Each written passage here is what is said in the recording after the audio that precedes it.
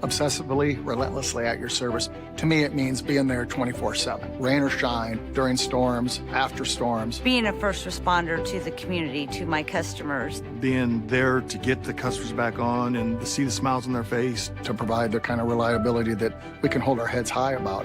And we want to keep our customers safe. Safety's first around here. And that's rewarding.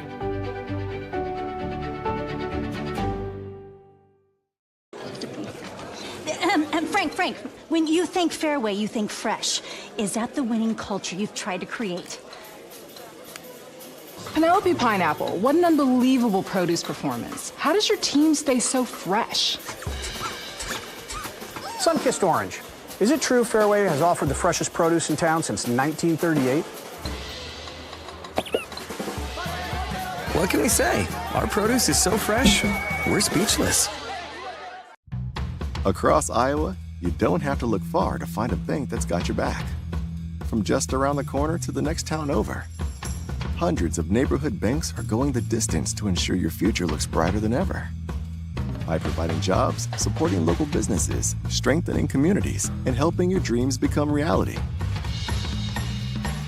Here, the life you build is backed by Iowa banks.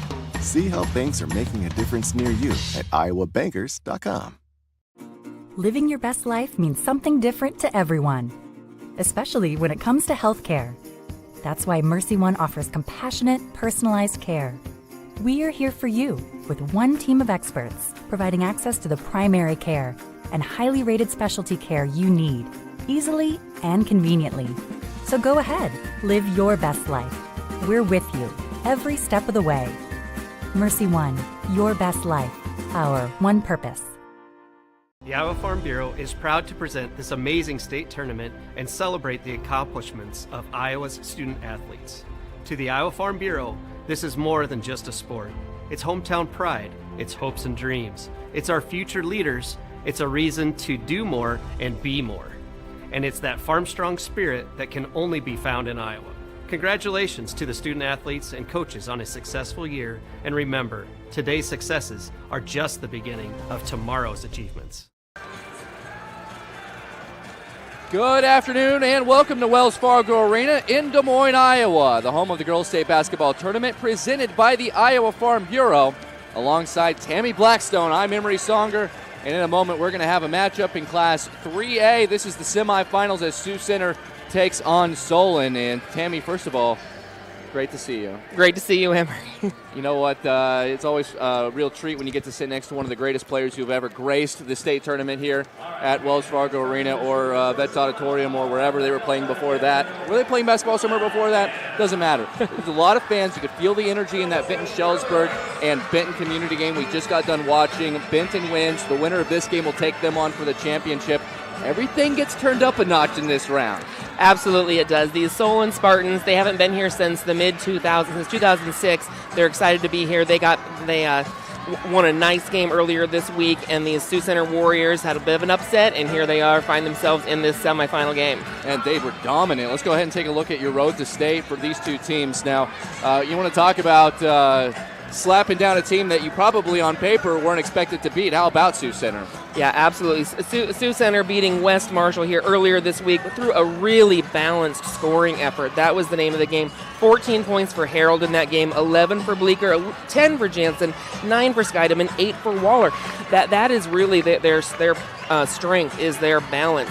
And then for Solon, able to defeat Wallert, junior Haley Miller really sparking them there with 21 points. Of course, Callie Levine is sort of been their star of the year, and she contributed 19 points and 6 rebounds as well. So they've got a couple stars on their side, and it's shaping up to be a really good game today. Cannot wait. We're going to take a break. When we come back, we'll give you our Seeds to Success brought to you by Kruger Seeds and have the starting lineups getting set for tip-off here. You're watching the 2023 Girls State Basketball Tournament presented by Iowa Farm Bureau on the Girls Union Digital Network presented by Mid-American Energy.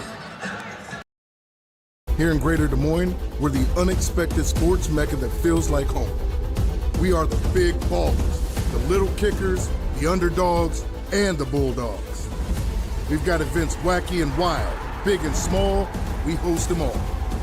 That old sports cliche, nobody believes in us? Nah, when you come here, you'll believe. Because in Des Moines, only the S's are silent. Let's go! In Iowa, we all play by the same rules. Hard work pays off, practice makes perfect, success is something you earn, and teamwork helps us all be winners. The Iowa Pork Producers Association is proud to support statewide high school athletics. Because on our team, and on yours, what we bring to the table is what brings us all together. Learn more about our commitment to Iowa at iowapork.org. When you choose Delta Dental of Iowa, you set a chain of good in motion. Because we invest in your community. So whether you get your plan at work or purchase it through us, you get more than great dental and vision insurance. You make a difference for others. Choose Delta Dental for your smile, for your health, and for your community.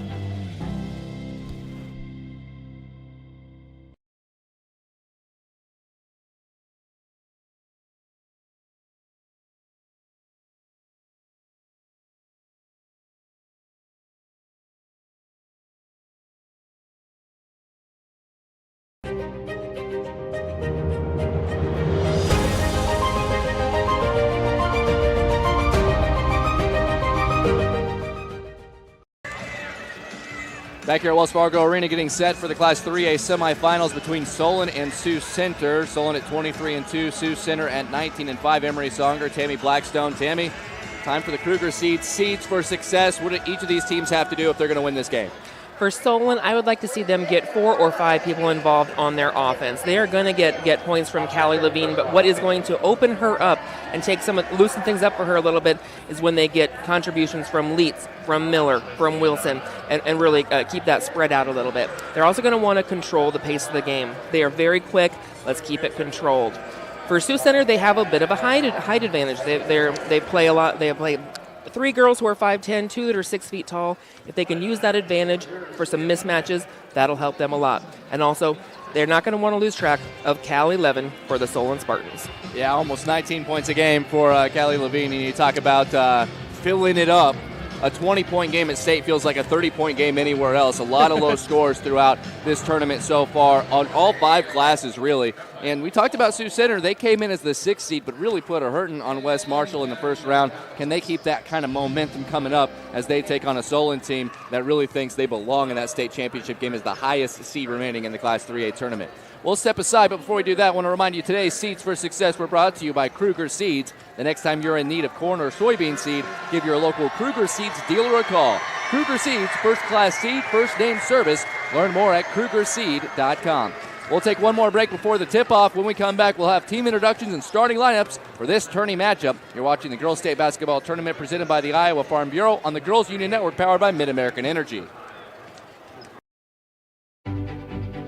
Obsessively, relentlessly at your service. To me, it means being there 24/7. Rain or shine, during storms, after storms. Being a first responder to the community, to my customers. Being there to get the customers back on and to see the smiles on their face. To provide the kind of reliability that we can hold our heads high about. And we want to keep our customers safe. Safety's first around here. And that's rewarding.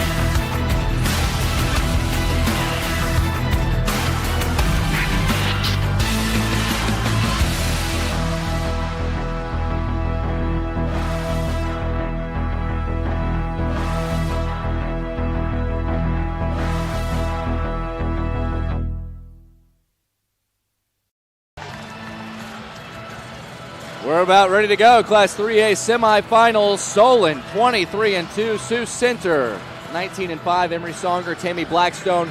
Let's go ahead and meet these teams, and we're going to get you set as a spot in the Class 3A state championship is on the line. Let's go ahead and head to our public address announcer for the team introductions.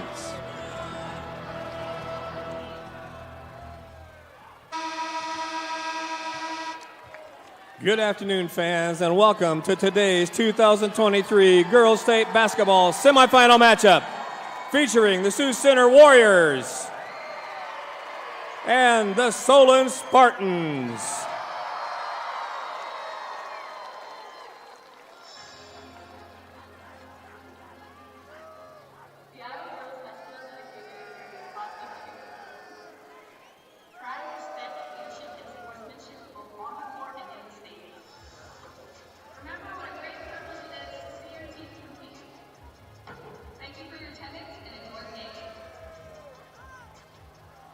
The Iowa Girls High School Athletic Union promotes good sportsmanship by participants, coaches, and spectators. We request your cooperation by supporting the participants, officials, and spectators in a positive manner. Profanity, racial, sexist, or abusive comments, or intimidating actions directed at officials, participants, coaches, team representatives, or event personnel will not be tolerated and are grounds for removal. We thank you for your cooperation and invite you to enjoy the game. All right, fans, it's now time to introduce the players in today's semifinal matchup.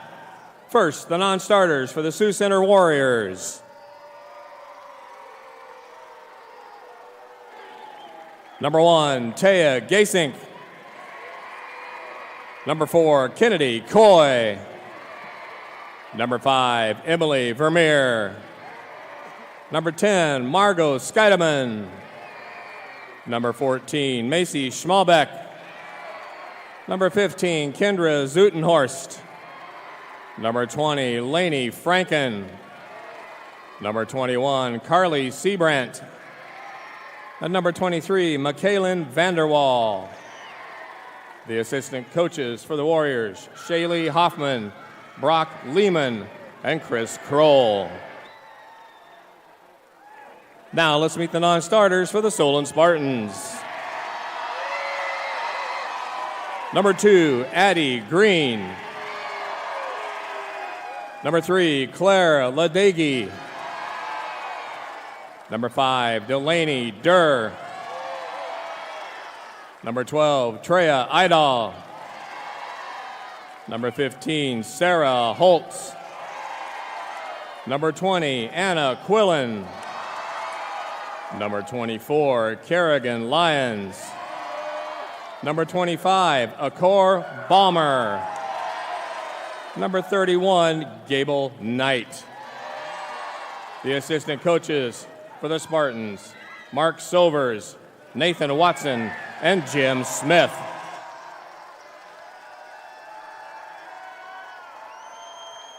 All right, ladies and gentlemen, now it's time to meet our starters for both teams.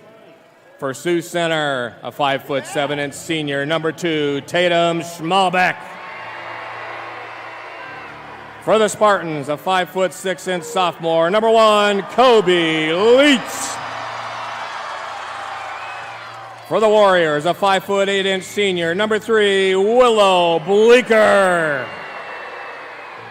For the Spartans, a 5'7" junior, number 4, Haley Miller. For the Warriors, a 6' senior, number 11, Reagan Jansen. And for the Spartans, a 5'3" junior, number 10, Mia Staley. For the Warriors, a 5'10" senior, number 12, McKenna Walhoff. For the Spartans, a 5'9" junior, number 23, Callie Levine. For the Warriors, a 5'10" junior, number 13, Corey Harold. And for the Spartans, a 5'6" senior, number 32, Hillary Wilson. Head coach for the Warriors is Doug Winterfeld. And the head coach for the Solon Spartans is Jamie Smith. Now, ladies and gentlemen, please direct your attention to the area in front of the scorer's table for the introduction of our officials for this game, as assigned by the Iowa Girls High School Athletic Union. Ben Lechtenberg, Casey Hofert, and Nate Steege. Ladies and gentlemen, it's time for state tournament basketball.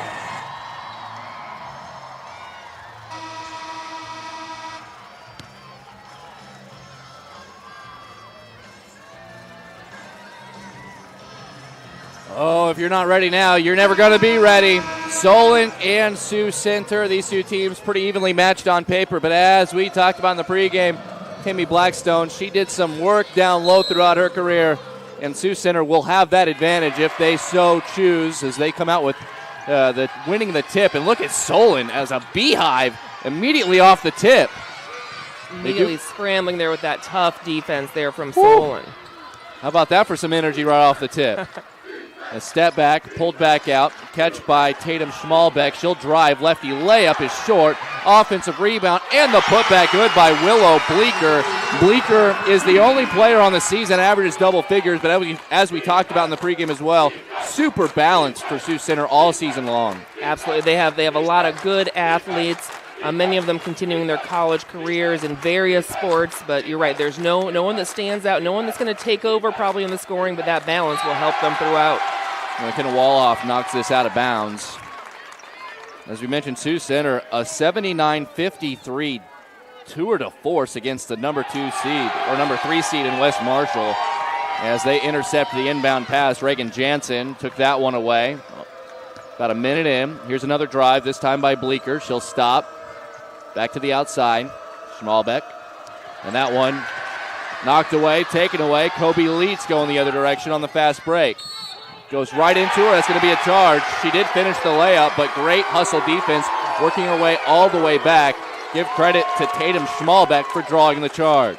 Yes, good finish there for Leeds to take that. She's going to need to be aggressive like that tonight. She has the capability of having a big game. She had 22 versus Mount Vernon in that district final, really propelling their team to the state tournament. Yeah, that game, there's a foul in the backcourt, too handsy by Mia Staley. But that's one thing, some of these teams in a lot of ways barely survived a run here or a run there from some of the opposition to get here. And then it's a matter of can you execute when you get here after getting scared like that, and having a 8 points per game scorer like Leeds come up with 20 plus in a regional game. That is a huge, huge thing for them, and they can hang their hat on. And maybe they can have somebody step up like that in a game like this. As again, Staley all over Schmalbeck. Very aggressive defense here for Solon early. Nice behind-the-back dribble here. This is Harold, my mistake, Schmalbeck, and then a little hand check foul on Haley Miller. Any party a little surprised that Solon is getting so aggressive so early in this game without really knowing how it's going to be called? I don't think so. I think that they know that they are at a size disadvantage, and I think their strategy there, I think they knew they were going to lose the tip-off. And that's why they swarmed. They were going to try to get their advantage by using their quickness and being extra aggressive. Now, with fouls, you will have to be careful as the game continues. I also want to say that Solon Spartan is something out of my nightmares, standing down here staring at me on the baseline. Oh, a little too strong. McKenna Walhoff, the rebound cleared out of there by Haley Miller. I'll be okay, no problem. Up to the top, spot up three, Levine. Callie Levine is a junior. She has committed to the University of Iowa already. She has had a wonderful state tournament and just a tremendous junior year for the Spartans. I mean, that's a stroke right there that she just showed off. This is poked away. Schmalbeck will get it back after it was taken away from Woloff momentarily. Schmalbeck doesn't have the dribble. Got to get rid of it. And not quite a turnover. Good job getting out of the way of the save attempt. Tough shot, though. And this is going to be a miss from Bleeker, and then a foul in the backcourt on the Warriors. First team foul for Sioux Center. Sioux Center had a little bit of trouble getting their offense going there against a tough, aggressive Solon defense, but you can tell this is not the first game at the state tournament anymore. They had one to settle down. There's still just a little bit of adrenaline going these first couple of minutes. Foul was on Reagan Jansen, as this one, a long shot, that's an air ball. Recovered, three-pointer from the top, a little bit short this time by Staley. Rebound still loose and eventually gathered by Sioux Center, and they'll get it across the timeline. 3 minutes played. The two teams feel each other out. Tough shot from Bleecker, no good. Rebound takes an odd carom, snagged by Wallhoff. She goes back, cannot get the rebound, or can't get the bucket, that gets another rebound. Third chance opportunity. Back up to the top to Bleecker. Sioux Center doing a nice job there of getting themselves not just a second chance, but a third. And then there's going to be a blocking foul going to be called on Solon underneath. This one going to be whistled on Callie Levine. That'll be her first and the team's third already. Well, you can see the Solon swarming defense has really taken Sioux Center out of whatever they were trying to do on offense as they try to figure out who should go where. As Hillary Wilson comes out, it's our first IMT insurance substitution, and a quick timeout going to be called.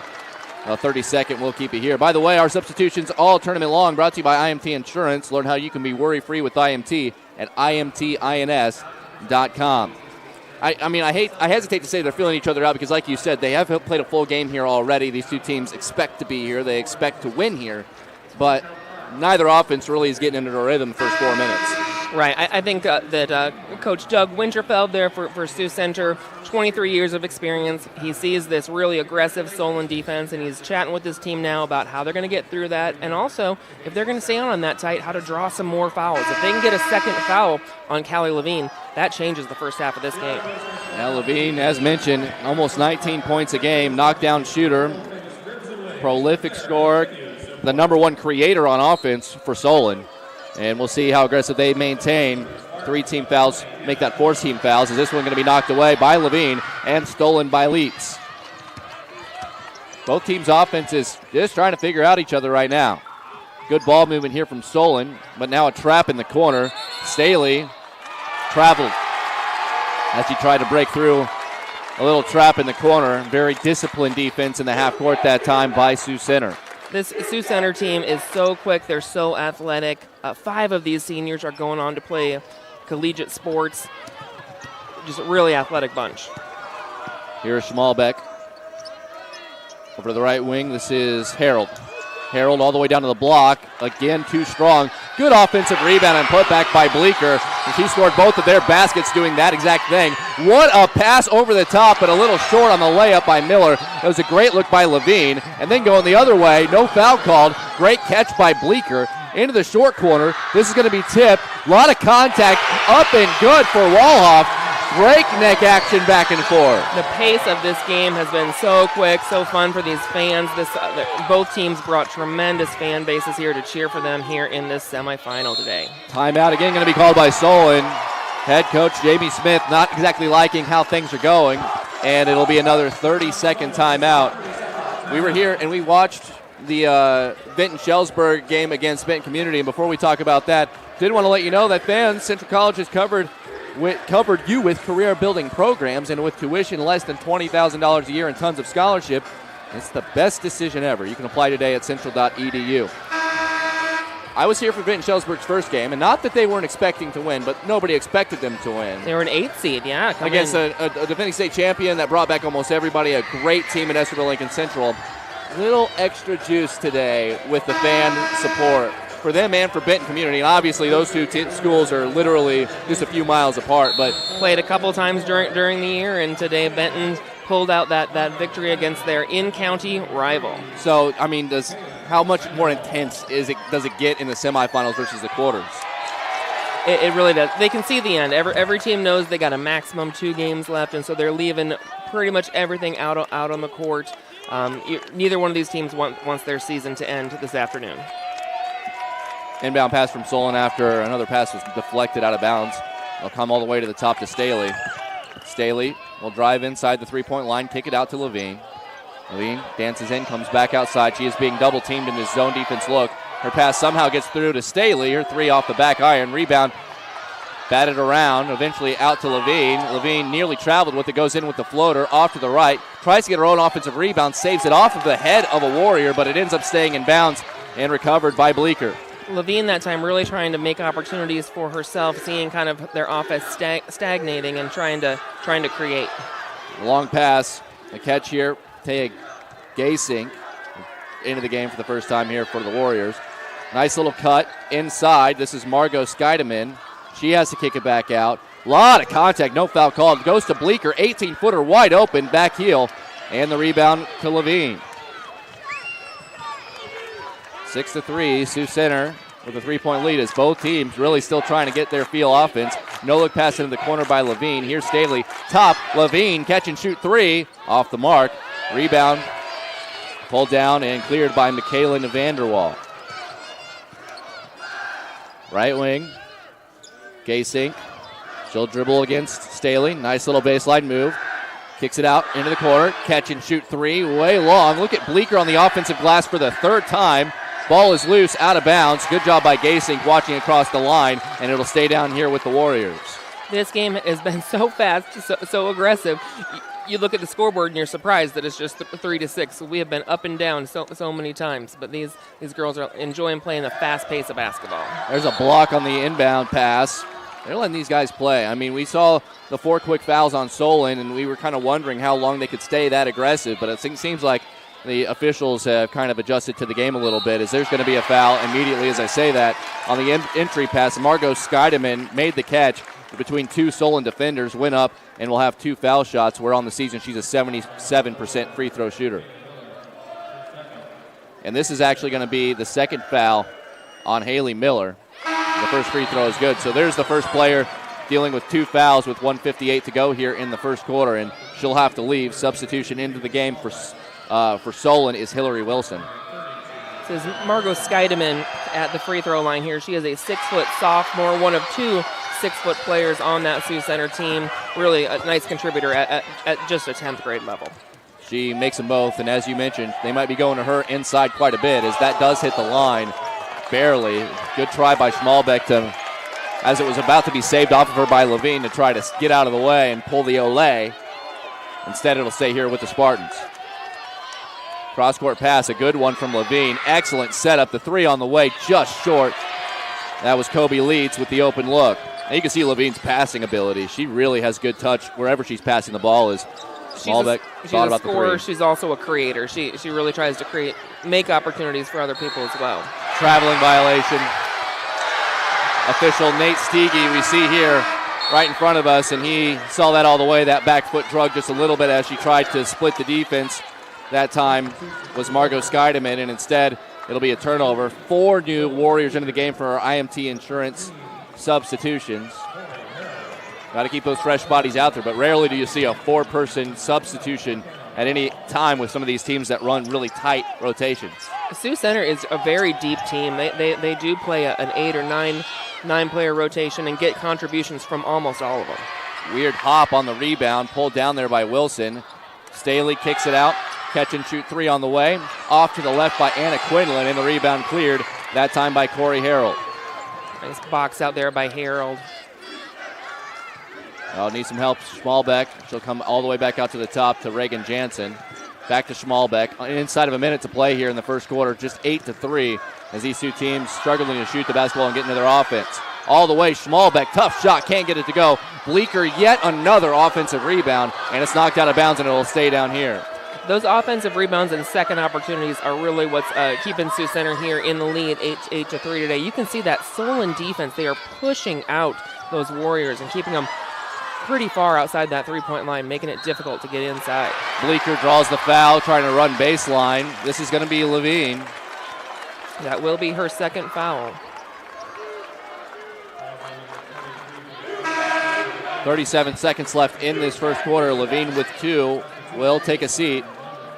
Back in, already with 2 fouls, is Haley Miller. So something to keep an eye on. They already had 16 fouls, are the Spartans.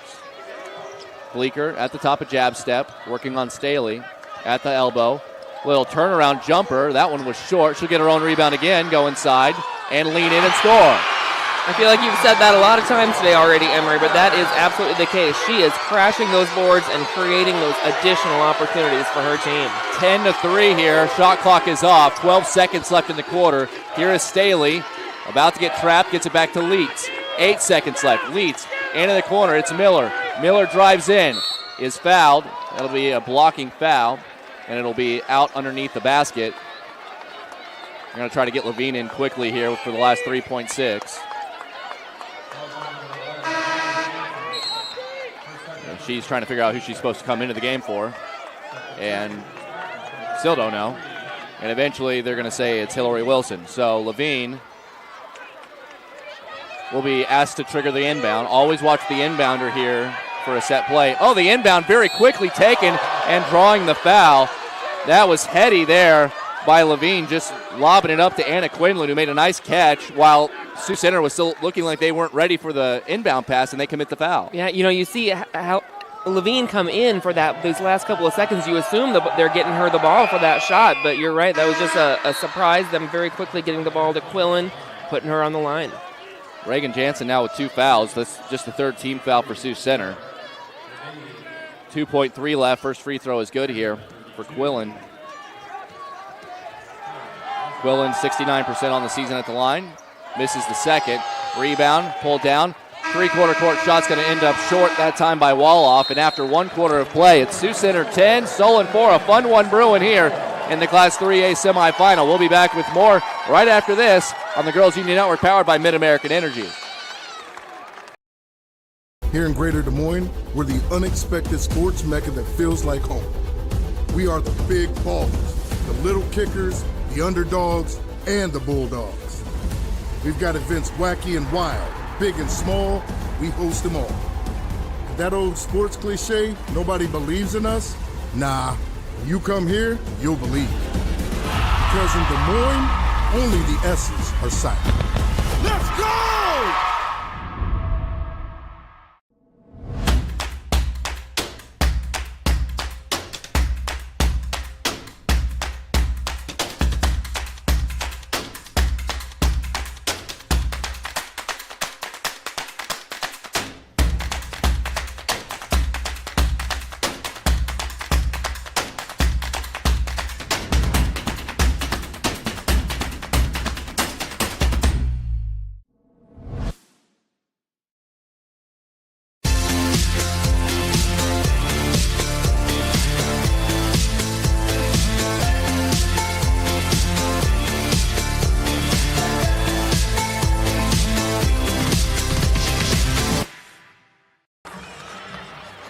Hey fans, Central College has you covered with career-building programs, and with tuition less than $20,000 a year and tons of scholarships, it's the best decision ever. Apply today at central.edu. So you can see our map there.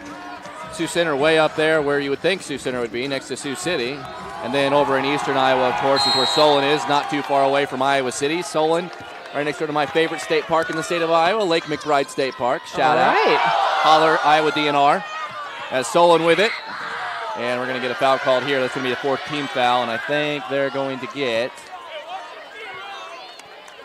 Harold for her first foul.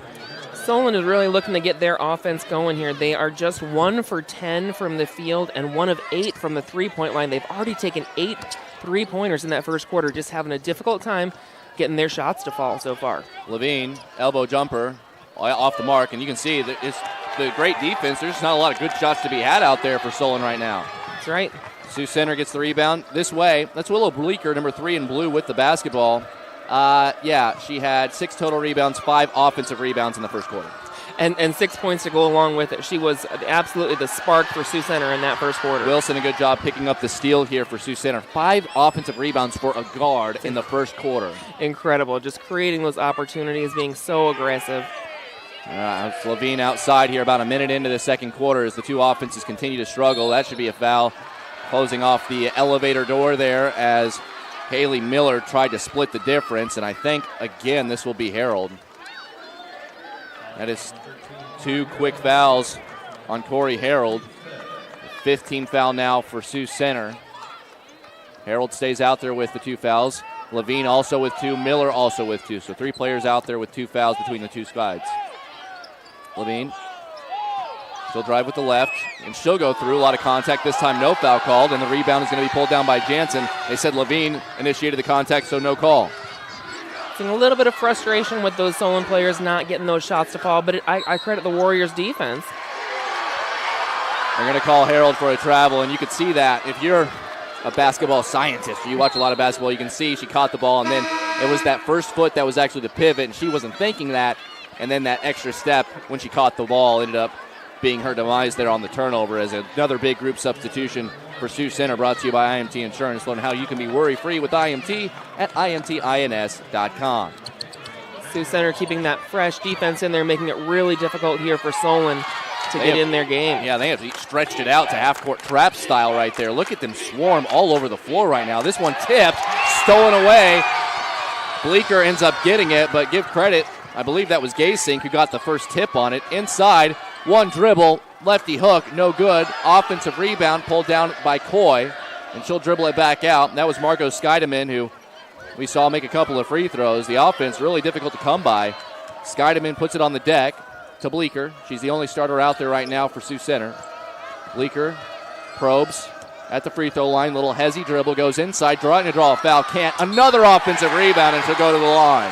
That one sort of just fell into her hands, but you know what? Sometimes if you get yourself in the right position, that's what'll happen. This is challenging for our officiating crew. Ben Lechtenberg, Casey Hoffert, and Nate Steege. These two teams are so aggressive defensively, and you don't want to be whistling everything. But, man, there's a lot of contact that needs to be whistled, and they are. And there's a lot of contact both teams want to be whistled that is not being whistled because it's just almost a football game out here with the way the two teams are playing. Very assertive defense and a lot of running. 2 for 2 at the line for Bleecker. 75% foul shooter on the season. So Bleecker sitting at 8 of the 12 points for Sioux Center, along with, 7 rebounds now, 6 of which are offensive. This trapping defense causing some problems. And a kick out goes through the hands, and there's going to be a travel as Solon's Anna Quillen kind of lost her feet. Looked like she almost turned an ankle as she tried to reach up and catch that ball. And that time it was sophomore Margot Scheidemann forcing that turnover, and Sioux Center being able to work hard on defense and make those traps because they keep bringing in fresh bodies, and they just have tons of energy to put into that defense. Solon, another 30-second timeout, the third one they have called already. Offensively, they just can't run a set. I mean, and you got to give all the credit to Sioux Center and their defense, but at the same time, how do you draw up something because you don't have a height advantage? You can't get quality shots off. They are running 9 players deep, so they're fresh out there. What can you possibly be drawing up here? Coach Jamie Smith has 16 years of coaching experience. 5 of those years are at Solon, so we got an experienced coach there. I think he's telling them to settle down, but also you can't let yourself get trapped in those corners, especially when you don't have the height advantage to be able to pass it out. So I think he's telling them take a couple of steps, penetrate, get to a point where you can take that outside shot, but don't get yourself trapped in those corners. Sioux Center with the basketball out of the timeout. 12-4, they lead it by 8, 5.5 to go. These two teams on opposite sides of the state have no reason to run into each other except for here at state. And there's a bad pass by Gaysink, taken away by Levine. Quick throw ahead. Here's Miller all the way with the lay-in, and you figure you got to start getting some transition looks and opportunities if you're actually going to try to come back and make a game out of this. Simply don't give them the opportunity to set those traps. That was a nice look ahead from Levine to Miller. Levine's 3, by the way, early in the first quarter was their only bucket before that one. The entire game is right back the other way. A good look inside. Kennedy Coy picked up and into the corner here for Solon. Miller to Levine at the top. Down by 8 are the Spartans. High post, right back outside. Some good ball movement. Catch and shoot for Miller. She's fouled on the closeout. A 3-shot foul. That's not what Coach Doug Winterfeld wanted to see there. Just a little too aggressive on the closeout after the shot. And you have to give her that cylinder to land. And that'll send Haley Miller, a 63% foul shooter, to the line for 3. Haley Miller is a junior. She averages just 11 points a game. But in that game versus Dubuque Wahlert, she led the charge. She had 21 points. In that game, really getting her team to this very moment. 2 for 2 so far. By the way, misspoke, but Kaylin Vanderwall scored the layup on the other end for Sioux Center. It was Coy with the foul in the corner against Sioux Center. Third free throw in and out. Good job by Bleecker feeling Levine coming on the steal attempt and gets it out safely. Here's Gaysink. 17 fouls, by the way, for Solon. It's going to be a 1-and-1 next foul down on this end. Well, that's a tough shot. No good. Rebounded and cleared out of there by Quillen. Here's Levine all the way. Charge. Sioux Center doing a tremendous job there, hustling down there in time to be able to get yourself set. So we got a hard hit there. We got Coy did everything she could to get herself cleared, and you could see pretty quickly, didn't like the way that she landed. It almost looked as though as she fell, Levine kind of fell onto her leg, and she's getting tended to down on the sideline, and it looks like that right leg. So we'll keep an eye on her. While we're here, just want to let you know that was an offensive foul as Coy is getting up and is going to walk over and putting minimal weight on that right leg.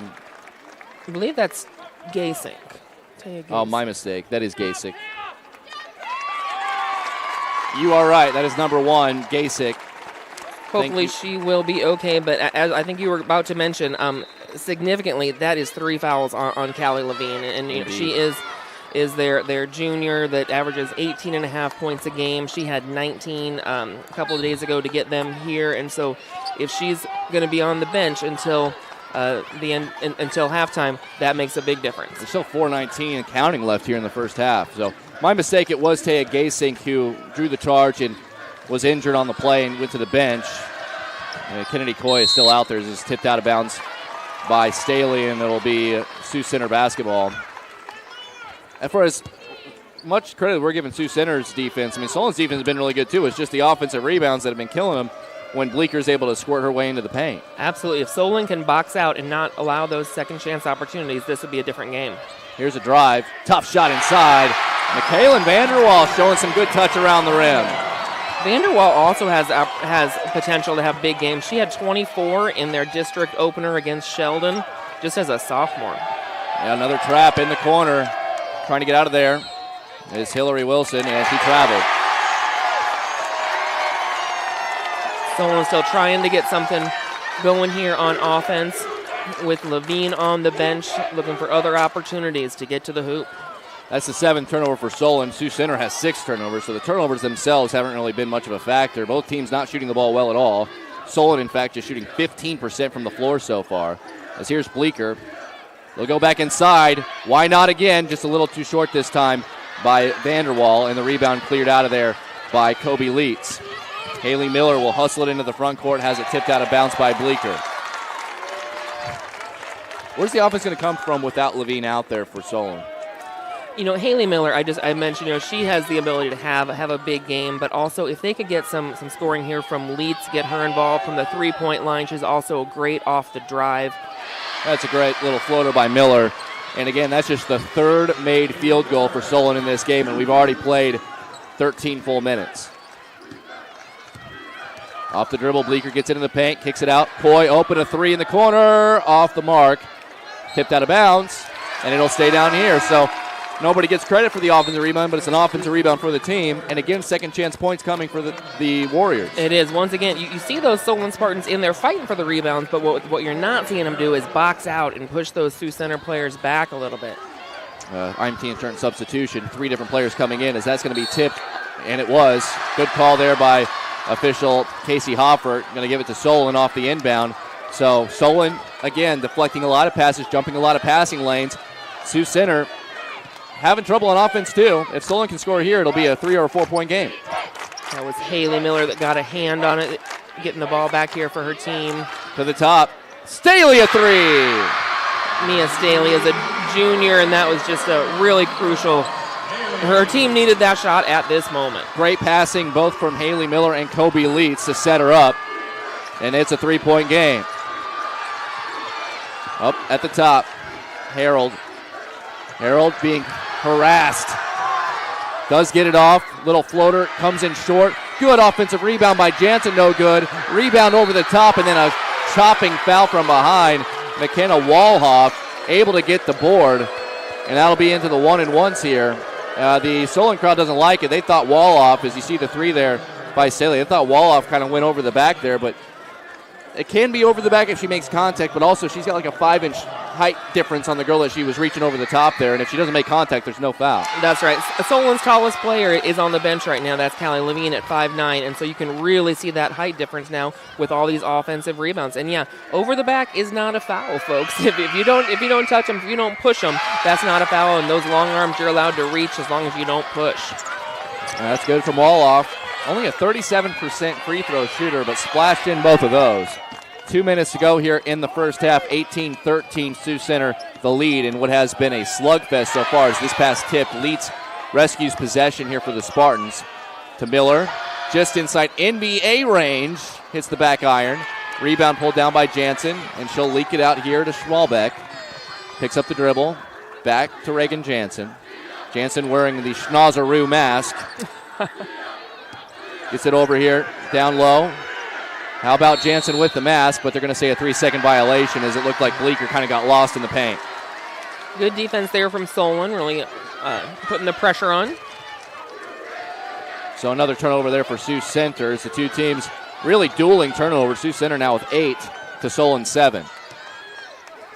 Miller working against this zone.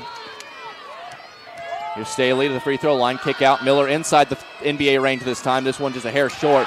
Good rebound in traffic by Harold. Very good box out and rebound by Harold. Bleecker, left wing, picks up the dribble, needs some help. Schmalbeck steps into a three, top of the key. In and out. Rebound loose, but bounces right to Jansen. Once again, Solon is in there looking for the rebound, but they are not boxing out and pushing the Warriors back. And it feels like every bounce is going Sioux Center's way on the 50-50 balls. It is. 20-13, under a minute to play in the second. Left wing, Leitz to Miller. Miller into the corner to Staley. Staley will dribble drive, gets it to Miller. Miller to the free throw line. Leitz into the corner. Wilson wants a three in the corner. Short. Nobody there. Uncontested rebound by Schmalbeck. Shot clock officially off. They can wait for the final shot. Let's see if Solon will even allow that to happen. As 5 counts on for Schmalbeck here. And a foul on the pass. Very tough defense there by Solon, but you do risk picking up those fouls when you're playing that tight. And you're wondering, that was clearly 5 seconds of being closely guarded, but when she picks up the dribble, when she puts the dribble on the floor, when she changes directions, loses her for a half second, the official will change his arms to do that 5-second count, so he never really got the 5 on either one of his arms. The front end of the 1-and-1 is good here. And McKenna Woloff, again, 37% free throw shooter, has made all 3 so far. Her 4th one on the way. Why not? Why not? Woloff will throw the discus next year for Dordt College. The defenders. 15 seconds left. Sioux Center had a 3-point lead and has ballooned it to the biggest of the game at 9. Here's Miller. Go with a little hook shot. In traffic, no. Rebound pulled down by Harold.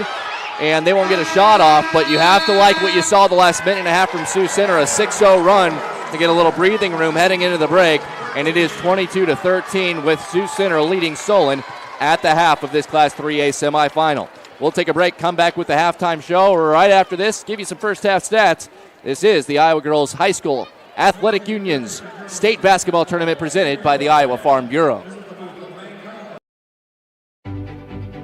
Obsessively, relentlessly at your service. To me, it means being there 24/7, rain or shine, during storms, after storms. Being a first responder to the community, to my customers. Being there to get the customers back on and to see the smiles on their face. To provide the kind of reliability that we can hold our heads high about. And we want to keep our customers safe. Safety's first around here.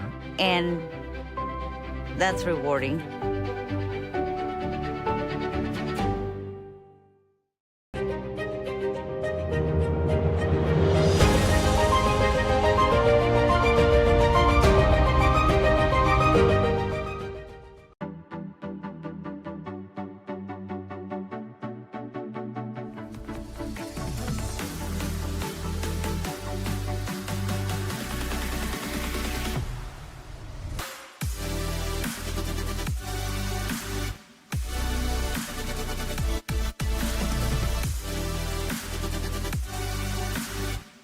Slade's the place for you!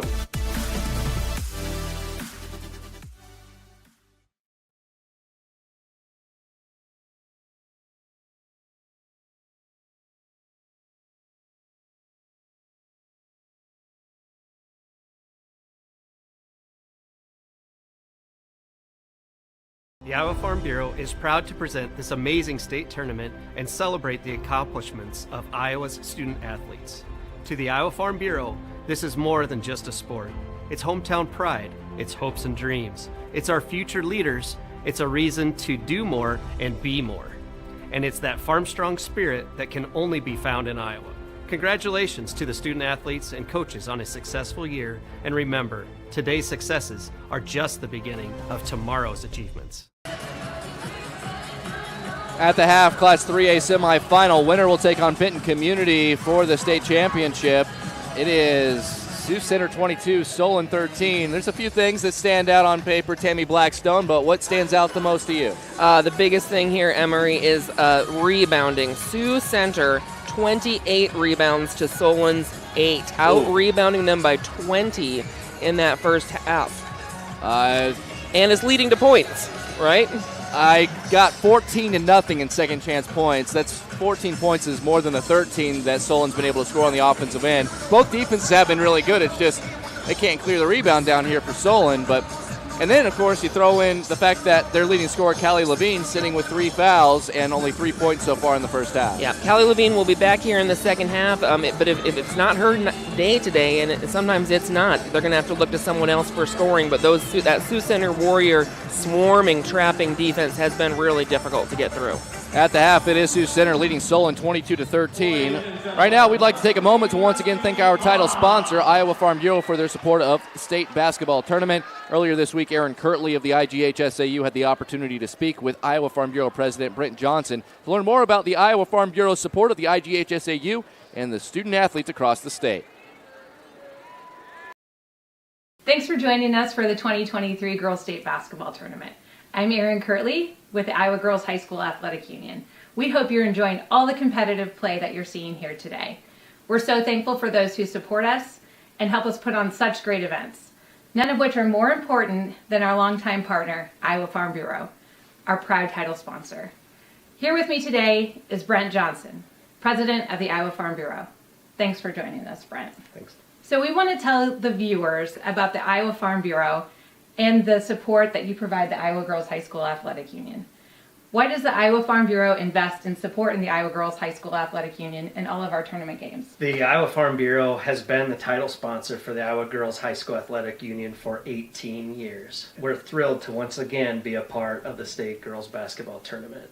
But to us, it's so much more than just a basketball tournament. The athletes competing here today are among the nation's best and brightest student athletes who have a great work ethic and understand what it means to work as a team.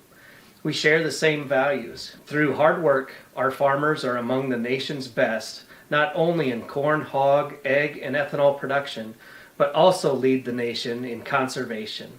That's a lot to celebrate. And our partnership with the Girls Union gives us the opportunity to honor both. So your support for youth and education goes beyond the IGHSAU. What other support does Iowa Farm Bureau provide Iowa's youth? Farm Bureau celebrates Iowa's youth in many different ways. Number one, Iowa Farm Bureau, we give our students across the state nearly $500,000 in scholarships every single year. And through our teacher supplement program, we've given teachers over $450,000 in supplies and money so that they can properly have their classrooms put together for their students. In conjunction with the Girls Union and the Boys Athletic Association, we're proud to sponsor the concussion insurance.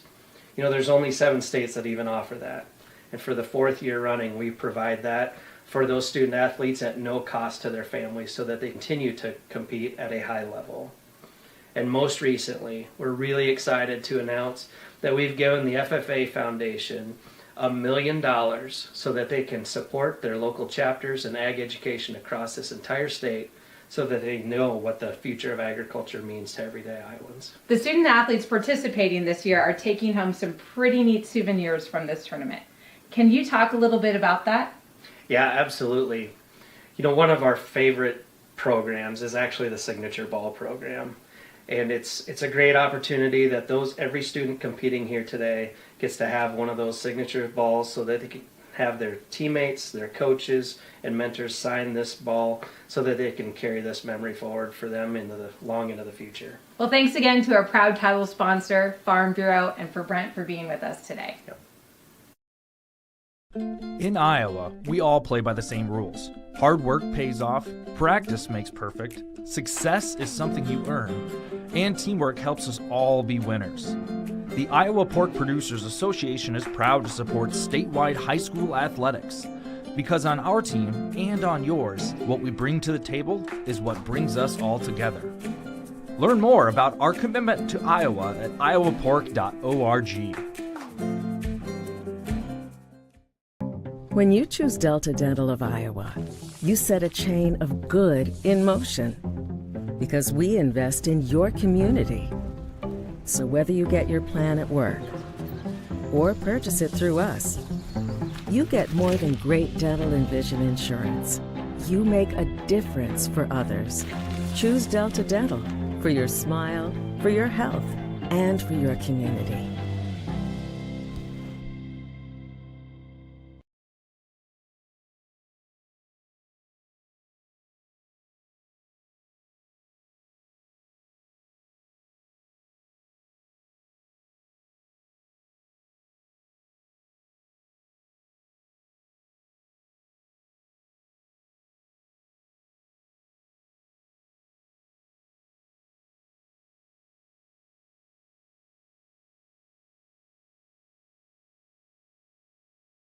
All right, Frank, the store is yours. See you Monday. What do you think he does in there? Think it's risky?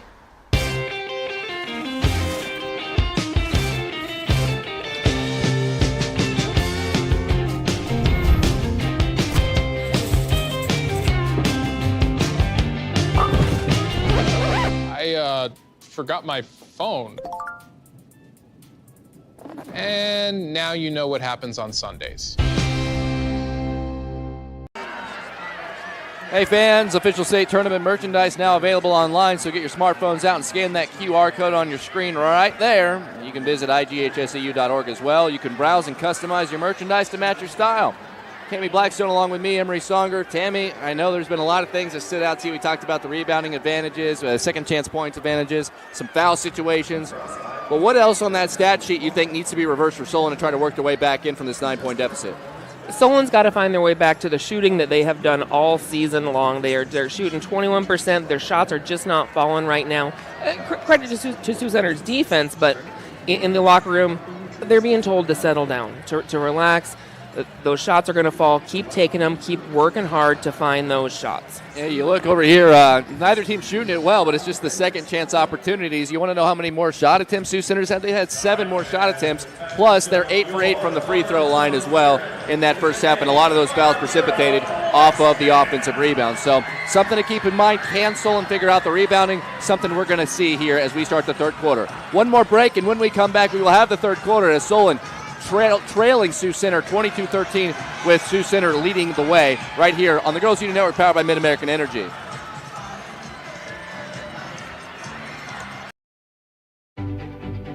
Obsessively, relentlessly at your service. To me, it means being there 24/7. Rain or shine, during storms, after storms. Being a first responder to the community, to my customers. Being there to get the customers back on and to see the smiles on their face. To provide the kind of reliability that we can hold our heads high about. And we want to keep our customers safe. Safety's first around here. And that's rewarding.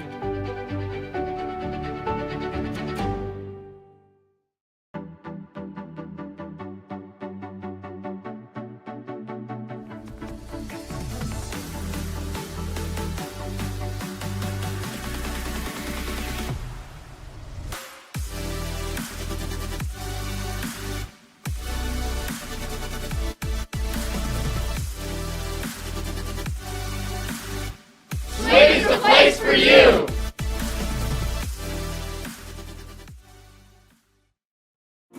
Living your best life means something different to everyone, especially when it comes to healthcare. That's why Mercy One offers compassionate, personalized care. We are here for you with one team of experts, providing access to the primary care and highly rated specialty care you need, easily and conveniently. So go ahead, live your best life. We're with you every step of the way. Mercy One, your best life, our one purpose. As we get set to go, you see our 3 officials getting set for the second half of action. They've had a pretty challenging first half on their hands. A lot of contact, a lot of physicality on both sides, but they've done as best they can to try to keep that under wraps while also not rewarding players with the ball for just running in to defenders. A couple of foul situations you want to keep an eye on. The leading scorer this season for Solon is Callie Levine. She is straddled with 4 fouls. And then also a starter, Hillary Wilson, with 3 fouls, both of them with 3 fouls. And we talked about the shooting percentages, 26% for Sioux Center, 21% for Solon. The big difference, the rebounding, 28-8 in favor of Sioux Center. And of the 28 rebounds, 14, exactly half of them have come on offense. So there's stuff to improve if you're Solon, and you're only down by 9 points. Your defense has been solid. Just clear the rebounds, and we probably have a really tight game here. Absolutely. When you're dealing with a taller team in Sioux Center, you can't just turn around and jump for that rebound. They're going to have to put a body on these Sioux Center Warriors and push them back, box out, and get those rebounds. But you're right. That's been the difference in this game, and that gives Solon an opportunity here to really be able to turn it around. If in that locker room at halftime, if they were told, you box those girls out unless you want to end your season today.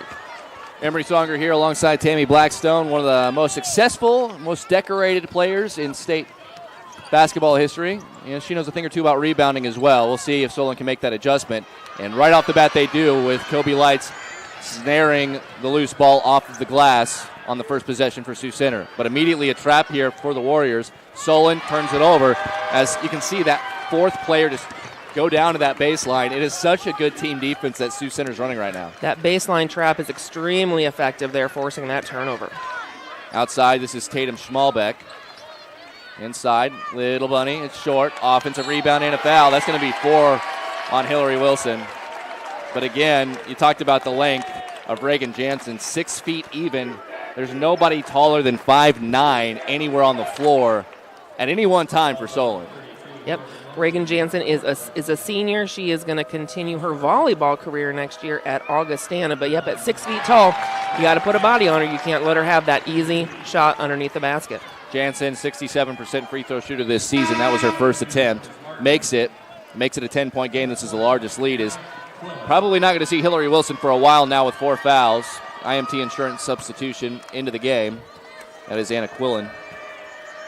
Hillary Wilson is the only senior starter for those Solon Spartans. She's a really good leader for their team. Sorry to see her head to the bench with those 4 fouls. Both free throws good for Jansen. 10 for 10 at the line for Sioux Center. And you think about how big every single one of those is when you look at the scoreboard right now with 7:14 to go just in the third quarter. You do not see that very often in high school basketball. 10 for 10 on free throws. That speaks to a lot of hours in the gym. But as you pointed out, that's not what they don't shoot quite that well from the free throw line. 4 for 4 for McKenna Walhoff, who's a 37% shooter usually this season. Kick out. Here's Mia Staley. She'll drive, and there's going to be a foul on a reach. Going to be side out here.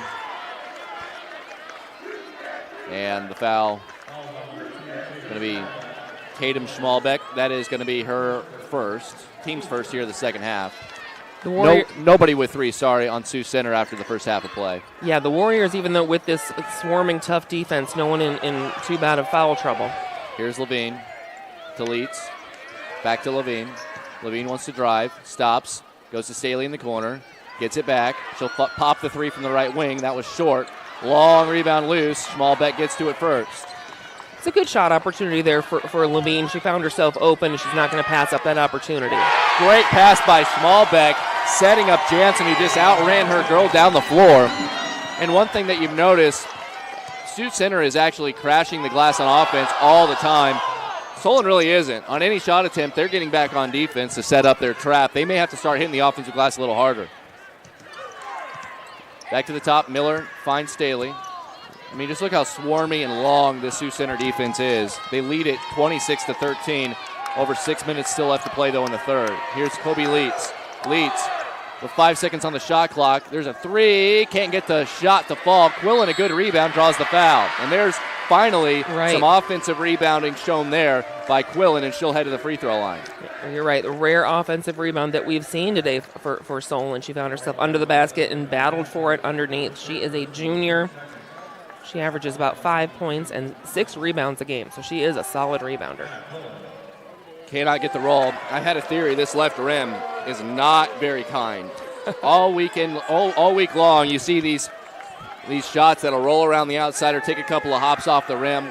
On the right hoop, from our vantage point, some of them will go down. Over here, they do not, as that's short. 0 for 2 for Quillen. She's now 1 for 4 at the line of the game. Quickly ahead at Bleecker. Smallbeck. Over to the near side, Jansen.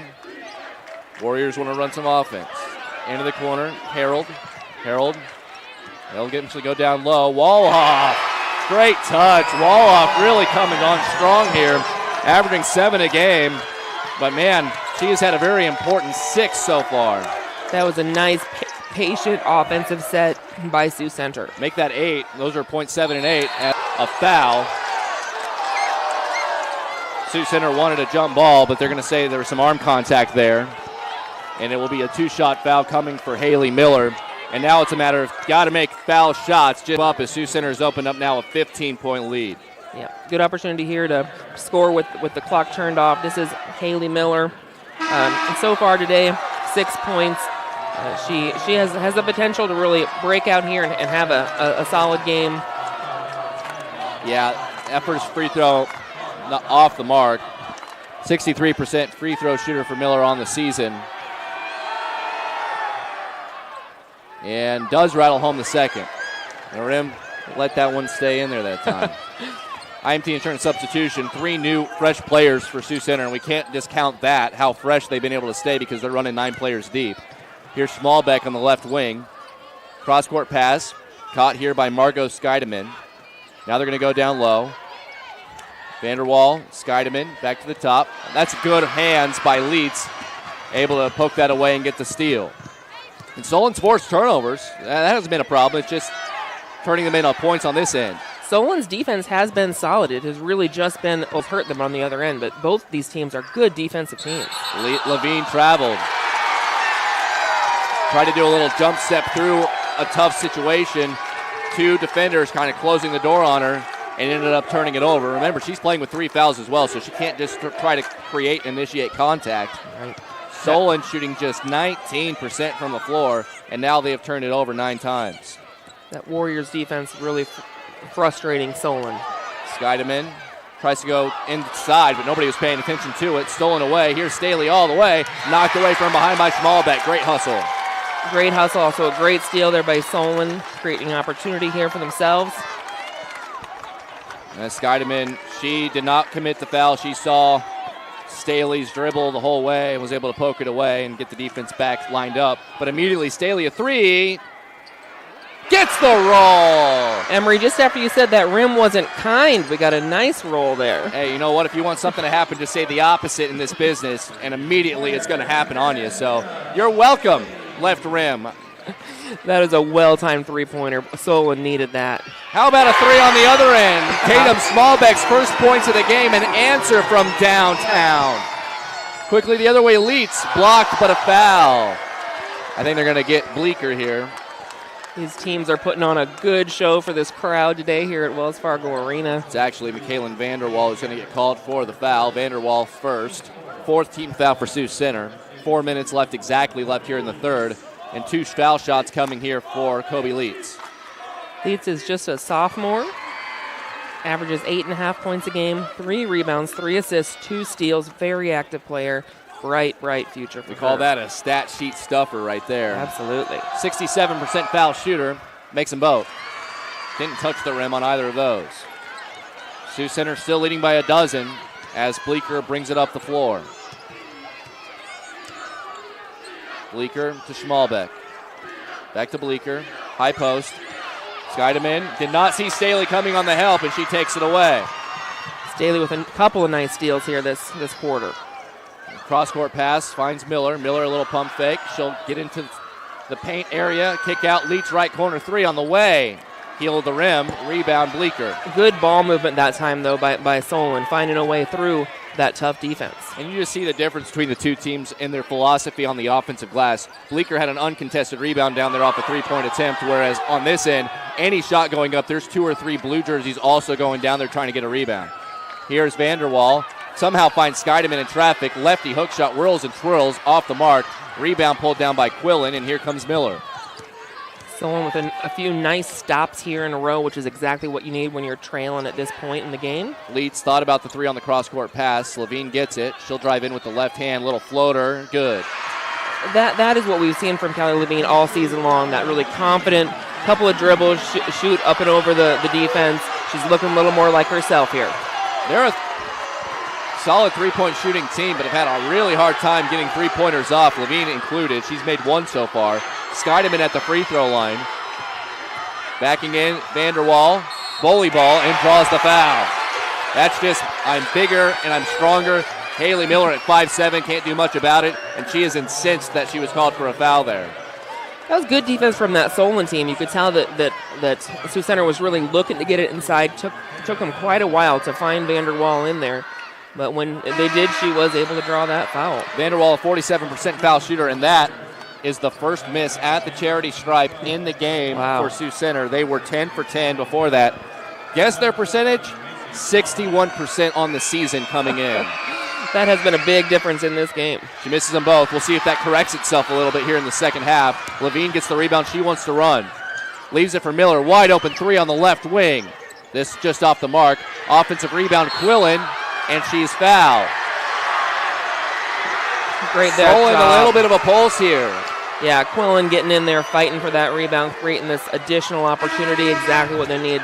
What they needed in the first half, and now we're finding it a little bit and finding that rhythm here in the second. They've still been out-rebounded by 19, but definitely a lot more activity on this end. At least they're even right now. Yeah. In fact, they've out-rebounded them through the first 5.5 minutes by one, has Solon.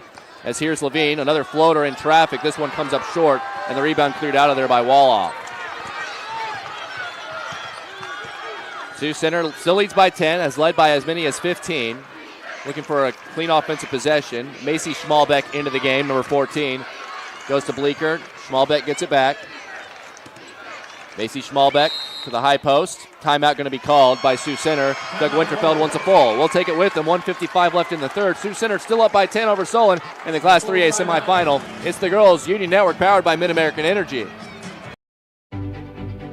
Obsessively, relentlessly at your service. To me, it means being there 24/7. Rain or shine, during storms, after storms. Being a first responder to the community, to my customers. Being there to get the customers back on and to see the smiles on their face. To provide the kind of reliability that we can hold our heads high about. And we want to keep our customers safe. Safety's first around here. And that's rewarding.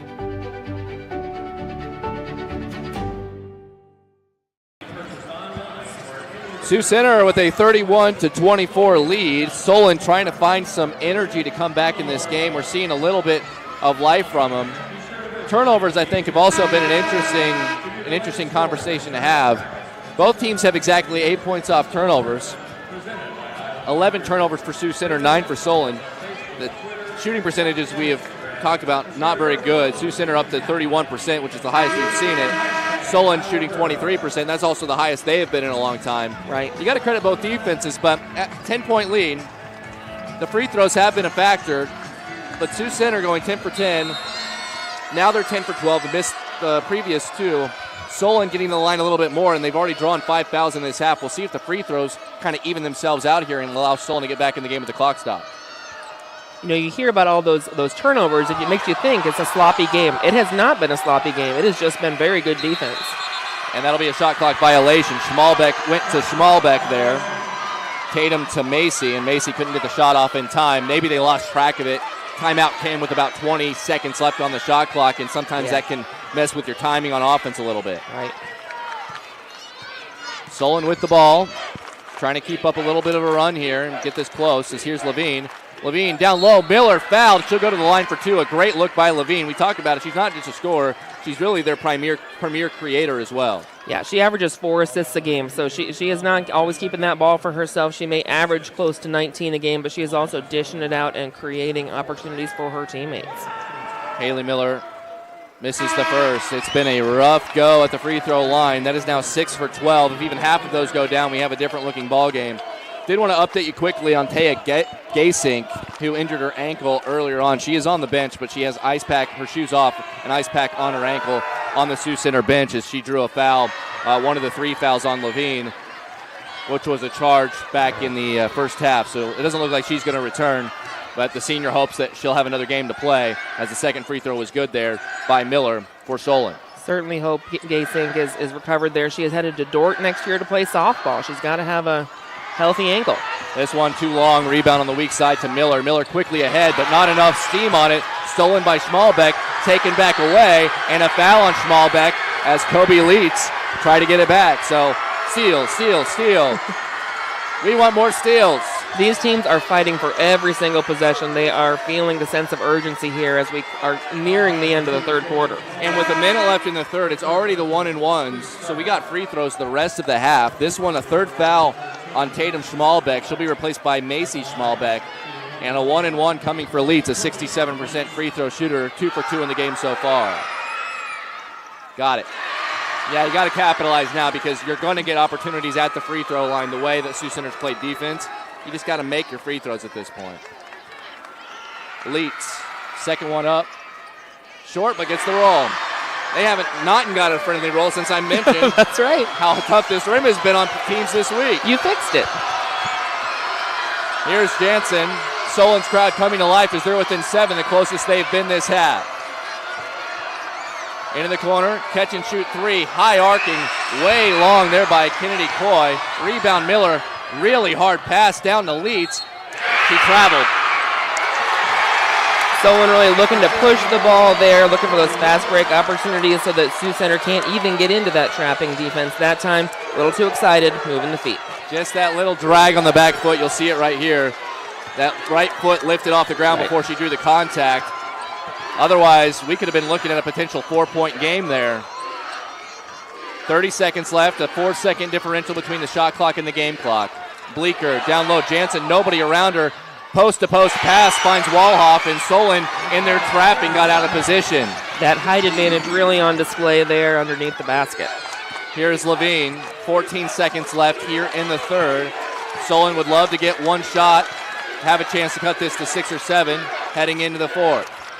Here's Leeds, 5 seconds. Here's Levine, catch and shoot 3. A lot of contact, no foul. Rebound Miller, no good. And that'll do it for the third quarter. So Solon showing signs of life, but Sioux Center keeping them at arm's length.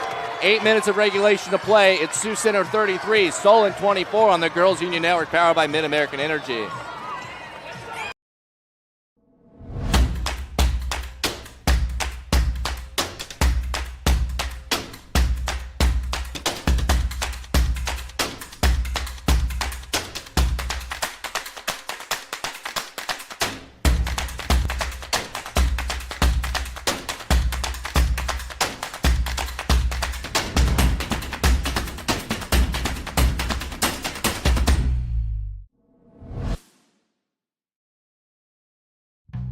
Across Iowa, you don't have to look far to find a bank that's got your back. From just around the corner to the next town over, hundreds of neighborhood banks are going the distance to ensure your future looks brighter than ever. By providing jobs, supporting local businesses, strengthening communities, and helping your dreams become reality. Here, the life you build is backed by Iowa banks. See how banks are making a difference near you at iowabankers.com.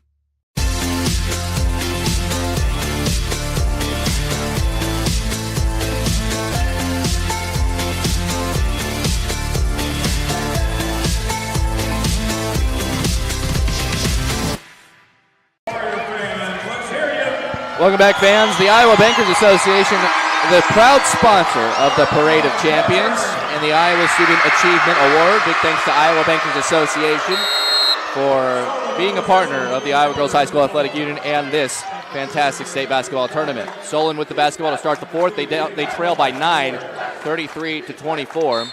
And it's going to be a little bump foul on Levine's drive on the baseline, and they're in the 1-and-1, so that'll send Levine to the free throw line, where she's a 77% shooter on the season, and she's going to the line for the first time tonight.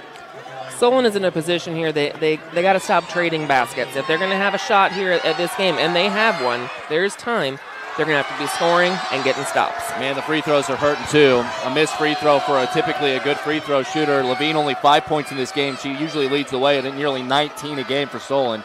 Give a lot of credit to the Sioux Center defense. Schmalbeck with it against the trapping zone now. Solon getting more and more aggressive on defense. Oh, nice pass to Walhoff. Set up beautifully by Bleeker.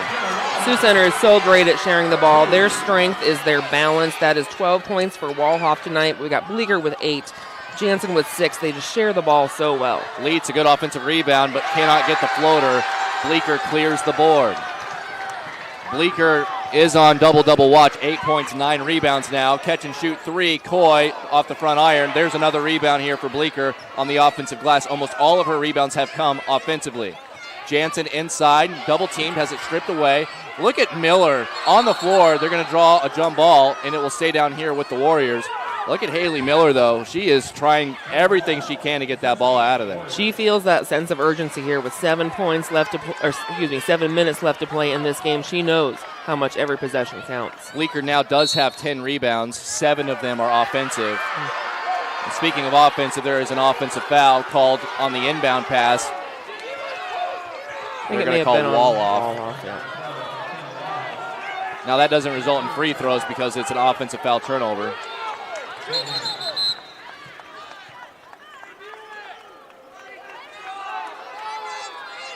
I'm going to talk to the scorer's table here just to double check what exactly happened. It does count as a team foul, but it counts as a turnover, and because Solon was not in possession or it wasn't a loose possession foul, then it is just a side out. And Solon down by 11, really needs something to go here. They're in the double bonus all the way. Levine runs over a defender. Quillen, the offensive rebound, fouled and one. Fantastic right there by Anna Quillen, fighting for that offensive rebound, being able to put it in, seeing here if she can make it a 3-point play. Look at that strength going up against those taller defenders. Coy picks up the foul, her second. 10th team foul, as mentioned. It's going to be double bonus as the scorer's table still having some questions for the officiating crew. Anna Quillen, just 5'8". She was in there against a couple of 6-foot defenders. As we figure out here what the... We're on the opposite side of the floor, so we really don't know exactly what they're discussing, but I'm sure this is a scorebook situation where they want to make sure everything's accurate. They had the questions after the foul was called down here on this end. Get a substitution into the game. Back in is Corey Harold replacing Coy. Quillen to the line to shoot 1. On the season, or on the night, Quillen just 1 for 4. Could cut it to 8 with the make here. She does. Nice possession there for the Solon Spartans. But again, you got to come up with some stops at this point. You cannot trade baskets like Tammy Blackstone has said. It is beyond that time. Here's Smallbeck. Smallbeck, cross court. Nice catch. The drive for Harold. Kick out. Schmalbeck, a pump fake. Steps inside the arc. Oh, a beautiful find. Woloff can't finish it, though. And the long rebound comes to Leeds. A break there because Woloff has been excellent inside and just a little too strong on the bunny. Yes, very good ball movement there by Sioux that are not able to finish it off. Staley to the high post. Levine faces the rim. Nice little dribble drive. Drops it down. Nice pass. Too strong was Quillen, and then she commits a foul. Once again, so both ends of the courts here, we had good ball movement, a great feed in for an easy basket. Neither team able to finish those off. We can hear the crowd behind us. I think they wanted a different call there on that possession, but we play on. That's just a 13th foul on Solon in the half, so they've done a really good job watching the foul situation. For Quillen, that was her first foul, so that was just her first. That was on Leeds. She has 1 as well. Miller with 3, Staley with 1, Levine with 3, as there's going to be a foul.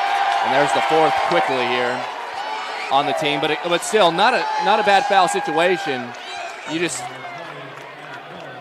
got to get stops any way you can at this point. I know it's cliche, but you're going to get it into Vanderwall, right back out to Bleecker. They're going to post her up. And Levine knocks it away. Good help defense. Never saw her coming, did Vanderwall. Sioux Center really looking to push it inside here in the 4th quarter. I think they're hoping to draw a few more fouls. And use their size because they have a size advantage. Levine, a 3! Great 3 there by Callie Levine. That is exactly what her team needed here for a boost in this 4th quarter. Timeout. There is no 30-second timeout, so it'll be a full timeout. Solon wanted it immediately after the make. And they are within 5. Sioux Center 35, Solon 30. We'll take a quick break, come back with more after this on the Girls Union Network, powered by Mid-American Energy. obsessively, relentlessly at your service. To me, it means being there 24/7, rain or shine, during storms, after storms. Being a first responder to the community, to my customers. Being there to get the customers back on and to see the smiles on their face. To provide the kind of reliability that we can hold our heads high about. And we want to keep our customers safe. Safety's first around here. And that's rewarding.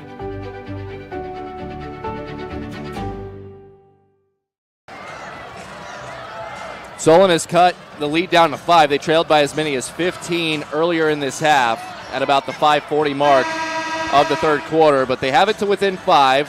In this half, they've actually out-rebounded Sioux Center by 2, and it's incredibly lopsided for the game. But they have made some adjustments. They've gotten some rebounds. And also, as we mentioned, the foul situation has kind of evened itself out. 6 more fouls this half by Sioux Center instead of Solon, sending Solon to the line. And even though they've missed 7 free throws, both teams have actually made 10 free throws in the game now. A good team will make adjustments, and yes, even though they've been out-rebounded for the game, we've seen that improvement here, and it's been a big difference in this second half. A steal by Levine on the pass. It was too low that time from Harold. Levine leaves it for Leitz. Right wing 3, short all the way. Rebound Bleeker. Bleeker continues to add on to what has been a very impressive game. 8 points. He's got 11 rebounds now. Make it 12 rebounds for Bleeker. Over to the right side. Down low. Ball is tipped just a little bit. Bleeker on the drive. Fires up a rocket. Good offensive rebound. Scheidemann. And instead it's going to be pulled out of there. A lot of traffic, a lot of aggressiveness, but no foul call. Right. Here's a 3 from Staley. That's too strong. They're letting it go from deep, but not coming up with anything. And Bleeker, another rebound. Solon, a couple of good defensive stops there, but not able to convert that on the other end of the court. Harold, a 3, out of bounds. Didn't draw iron. There they have another defensive stop. This time Solon has got to turn this into some points on the opposite end. I wonder if Sioux Center still trying to go fast, because that's what the pace feels like, even though it's a low-scoring game. Kind of in a time you need to take 25, 30 seconds off these shot clocks. You're getting kind of in that time where you need to start thinking about the clock and using it as an aid for you. Right. I think they're not used to that. Like you said, they like that fast play, but now might be the time to use that to your advantage. Here's Miller near side. Finds Levine, a 3 at the top. Can't get the roll. Rebound is going to be a jump ball, and it'll stay down here. Good job by Quillen tying up Harold, and it'll stay down here with the Spartans. That's another adjustment we saw after the half. Anna Quillen has been in there crashing the boards for several here on offense. We did not see that in the first half, and she's been in there fighting. Inbound pass, Miller, Haley Miller. Great look inside, and now it's a 3-point game, down to 1 possession. Great finish there by Miller over some taller defenders. Bleeker, Shellbuck, Schmalbeck. We're going to try to go down low. Levine again read the pass but couldn't get the steal this time. Here's Vanderwall, and she is going to be fouled.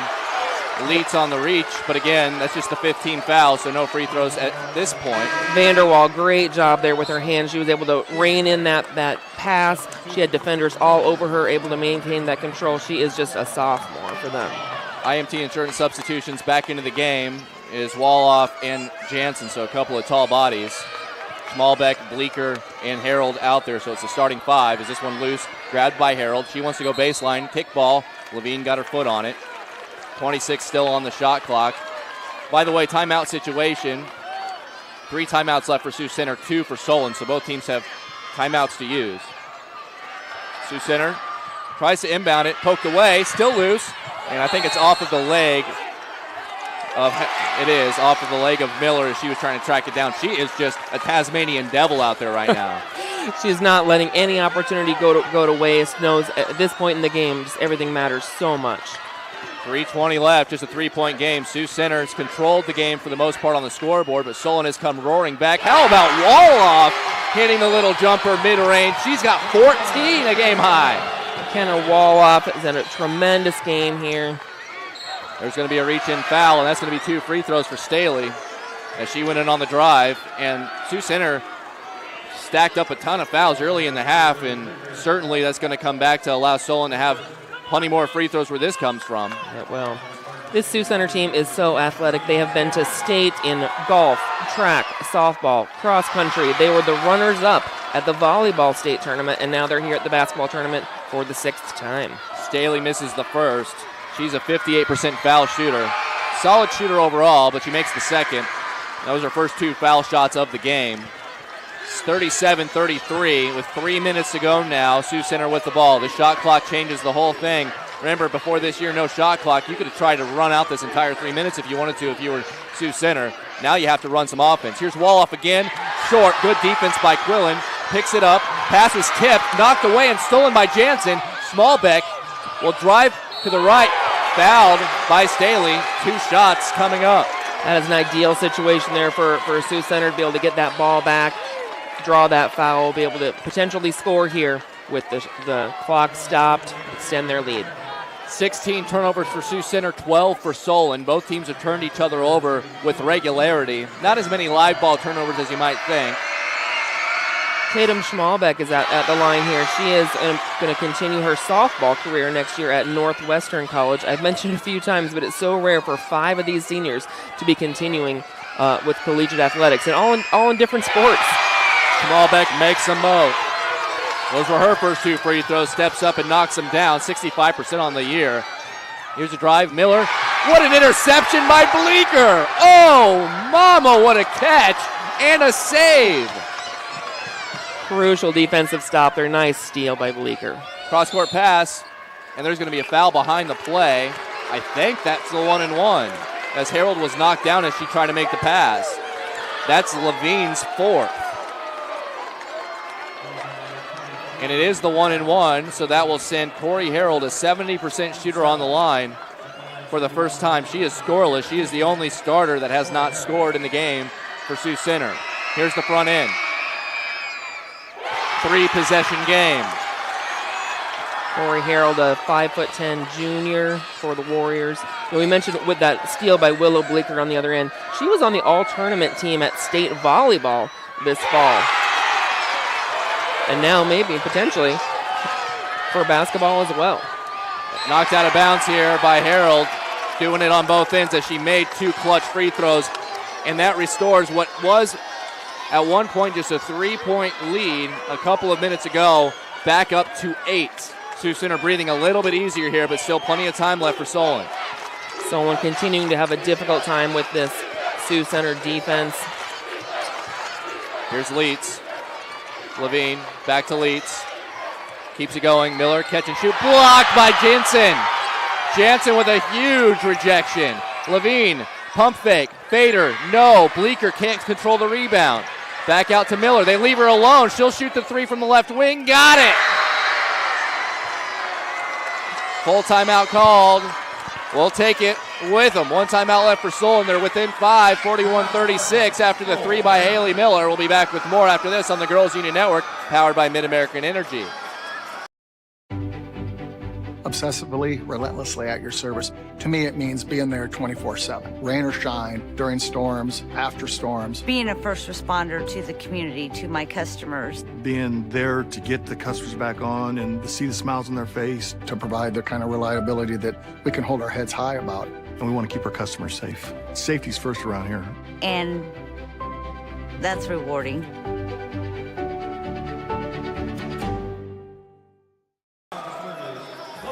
Back here at Wells Fargo Arena, clutch offensive rebound by Anna Quillen and a 3 by Haley Miller, who knocks it down to make it a 5-point game. Solon not going quietly. A very frustrating offensive game for both teams, but it's been a fun one for us watching. Emery Songer with Tammy Blackstone. At this point, 1 timeout for Solon. Both teams in the free throws. Solon's in the double bonus, so they'll shoot 2 free throws for every foul. Sioux Center still has a few 1-and-1s here. For Sioux Center, what's the game plan? You obviously have to start running a little bit of clock, don't you think? I think so. It's not what they naturally want to do. They really like to push the ball, but at this point, with this little time left, hopefully they will take their time. What you really want is to use that entire 35-second shot clock and then score at the end. So they're going to continue to look inside for those high percentage shots near the end of that shot clock. It is Tatum Schmalbeck, Willow Bleeker, Reagan Jansen, McKenna Woloff, and Corey Harold, the 5 out there for the Warriors. They have the basketball with 1:50 to go. You can see them taking their time here. Schmalbeck Yeah, at the very least, you want to take off as much of this clock as possible. Poked away here by Staley. Can she get to it? She cannot. Harold gets it in the backcourt, but they got to get it back across the timeline. They do. Here's Jansen. Jansen over to Bleeker. Bleeker thought about the little mid-range jumper. Instead, Schmalbeck tries a three. That's left all the way. Caught on the weak side by Bleeker again. Crashing the offensive glass. Read that it wasn't going to draw iron and draws the foul, and she will shoot 2 because she was in the act of shooting. And Emery, I believe that foul is on Callie Levine, the junior, and I believe that is her 5th. It is, and she takes the long, lonely walk to the bench, trying to hold her emotions in check, knowing that if Solon cannot come back without her on the floor, her season comes to a close. The leading scorer, her junior season, 19 points a game, held in this one to only 8. Callie Levine is committed to continue her basketball career at the University of Iowa in 2 years. She will be back as a senior here next year. How about Willow Bleeker? 2 for 2 at the line. The double-double is complete. She's got 10 points, 14 rebounds. That is just incredible. And so many of those came on the offensive end and led to some easy second chance points for her. Corey Harold gets called for a foul, and I think that's 5 on her. And that's going to be 2 foul shots. That's the last thing you wanted to see there for Sioux Center, to foul early in the shot clock and help them out. Harold to the bench. It is 5 fouls, so they got to get the new player on the floor.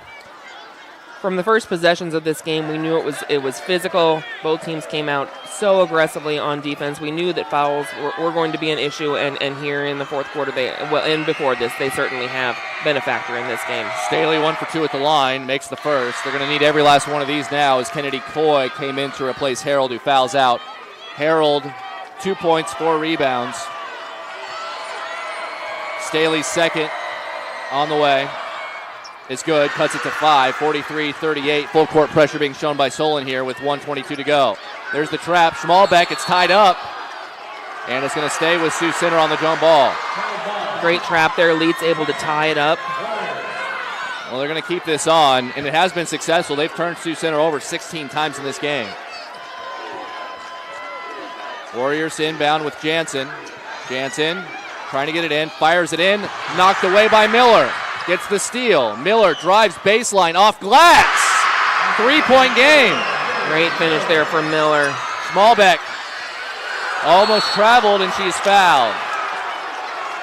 This full court press very effective here for Solon. If you're Solon fans, you got to wonder, why didn't we do this a little bit earlier?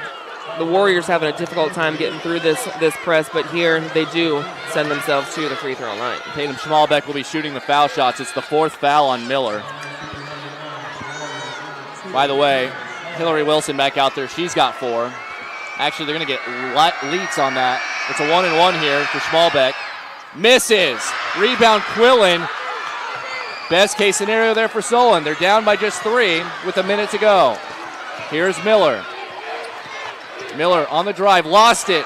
Wilson saves possession. Drives in. Off glass too strong. Rebound tipped out to Leets.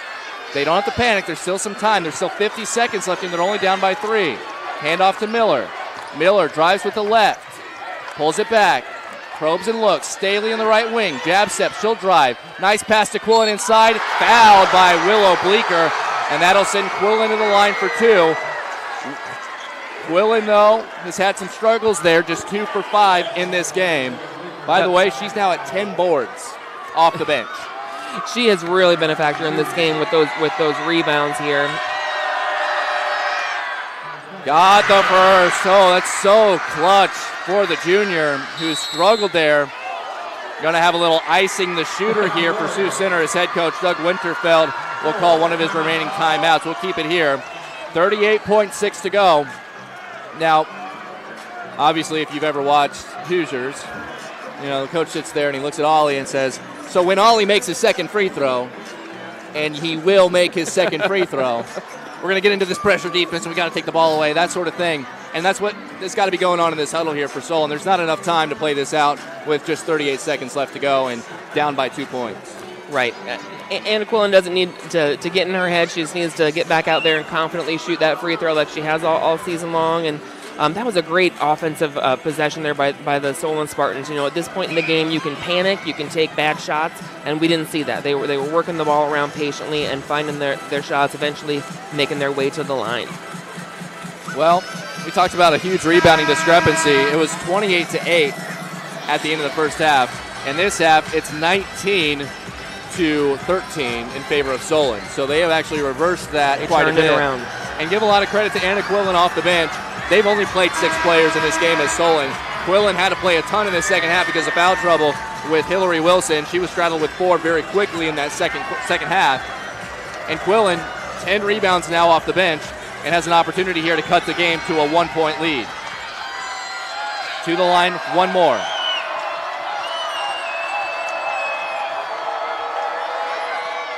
Got it. Oh, ice in her veins. It's a 1-point lead, and the press is back on. Sioux Center trying to survive. Pass ahead to Bleeker, and she's going to be fouled. They're going to call the foul. Solon wanted to travel, and if that's on Miller, that's 5. Sioux Center. No, it's not. My bad. It's 4. My mistake. Okay. It's only 4. I thought that she had sitting with 4. They did not give that foul to her earlier, so she has 4 now. So nobody fouls out on that play, and it's going to be 2 foul shots down here for Bleeker. Sioux Center has had a difficult time breaking that press. They've gotten themselves to the line, though, but if they can't put these in. Bleeker does make the first. She is 5 for 5 at the stripe as part of her double-double, 11 and 14. Can she make it 12? That will end up being such a huge part of the story of this game is these free throws. 6 for 6 for Bleeker. Unbelievable game for her. 3-point lead. Solon still has 30 seconds. They don't have to go for 3 here. Wilson, Leitz. They don't have Levine on the floor. She fouled out. Here's Staley. Wilson, an open 3. Just short. Long rebound pulled down by Coy, and she's fouled. Oh, they had a look. They did, and that was a nice job there for Sioux Center, not letting them have a second opportunity, but that was the right shot. Didn't fall that time for Wilson, but she did have an open look there. And she's a 41% three-point shooter. She knows how to stroke it from down there, just a little off that time, and that could have tied the game. 2 free throws for Kennedy Coy, who got the rebound. Huge first free throw, makes it a 2-possession game. How about Kennedy Coy? Hadn't made a free throw this year. Well, now's a good time to start.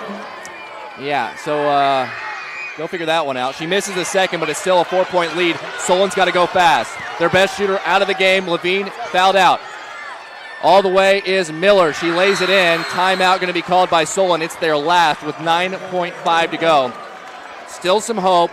Got to either get a quick steal or a quick foul. Got to know who's got the fouls because Wilson, Miller, and Leitz. Actually, Wilson and Miller with 4, Leitz and Staley with 3. And then Quillen only has 2 out there. So you don't want Wilson or Miller to take a foul if you can avoid it because those are 2 of your best offensive players. Right. And then you just got to hope for a missed free throw or 2 missed free throws on the other end. But also you have to communicate this. No more timeouts for Solon. You cannot call a timeout in a panic. That's right. You also have to be careful about who you want to put on that free throw line. As you mentioned, Willow Bleeker 6 for 6 for free throws. Jansen 2 for 2. Walhoff 4 for 4. Scheidemann 2 for 2. They're hitting their free throws tonight, so you got to make a heads-up play here as well. So Solon is shooting 65% from the line, 15 of 23. They're a 69% free throw shooting team. That's not too awful far from what they're shooting tonight. On the other side for Sioux Center, they are shooting 19 of 23. That's 82.6%. On the season, just 61% as a team. Really coming through on the line. And as we've seen here, as you see the Miller lay-in to set us up here, every single one of those 19 free throws have been gigantic considering they only have a 2-point lead. Absolutely. If Sioux Center goes on to win this game, free throws will be the reason why. But Solon not ready to give up here tonight.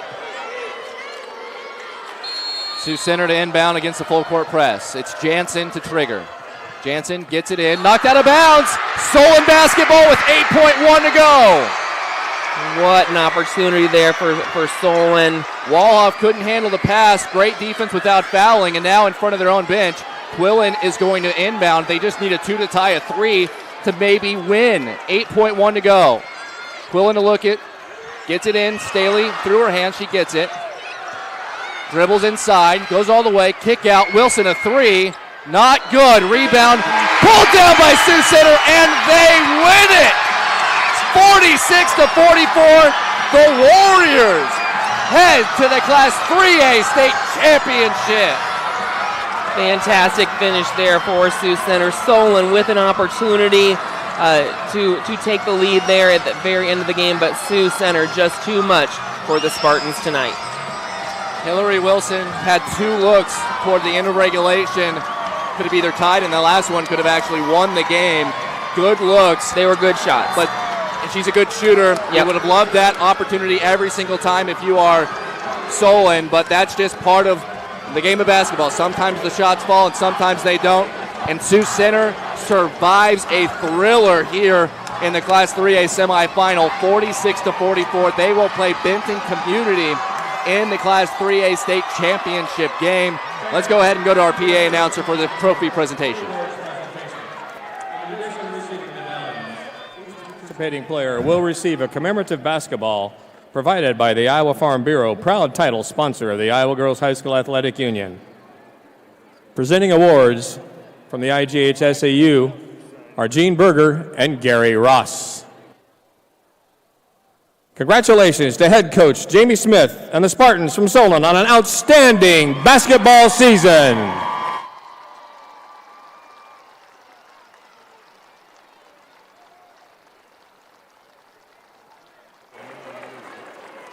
And now, Kobe Leitz will advance her team to the final round of the official bracket at center court.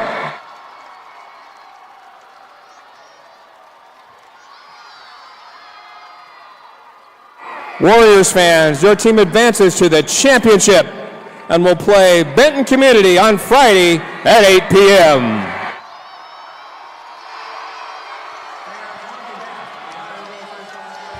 Taya Gasink, who injured her ankle earlier in the game, did not return, ends up coming through to put the name in the final, and hopefully she'll be able to play tomorrow night, 8 o'clock, as they'll take on Benton Community 23-3, and they were able to get themselves a victory in pretty thrilling fashion against the 8-seed Benton Schellsburg, Benton Community neighbors. But what an outstanding game. Great job by Solon to battle back after being down by 15 in the middle of that third quarter. What was the biggest story in this game, Tammy? I really think it comes down to rebounds. Just those second chance opportunities that Sioux Center had. Solon was not able to overcome that, even though they came out with a much more spark, and they did make some adjustments in that second half. It was just too much to come back from. Both teams shoot sub 30% and sub 20% from three. It was kind of an ugly game offensively, but give credit to the defenses as both teams, 18 turnovers for Sioux Center, 13 for Solon, but the rebounding finished up 43-28 in favor of Sioux Center. Solon brought it back a little bit, but not quite enough. Second chance points, as alluded to by Tammy Blackstone there, 18-10 in favor of the Warriors from Sioux Center. Also at the free throw line, how about 19 for 23, 82% for them in this game. Unbelievable. So it will be Sioux Center taking on Benton Community, 8 o'clock tomorrow night in the Class 3A championship game. Tammy, as always, so fun to be with you. So fun to call a game with you. And hopefully we keep it up with some fantastic finishes here. Absolutely. This was a great game tonight. Two good teams. Congratulations to the Sioux Center Warriors. On behalf of our color analyst, Tammy Blackstone, I am Emery Songer, our entire team here in Des Moines. We appreciate you for joining us. Thanks for watching our live coverage of the 2023 Girls State Basketball Tournament presented by Iowa Farm Bureau on the Girls Union Network powered by Mid-American Energy.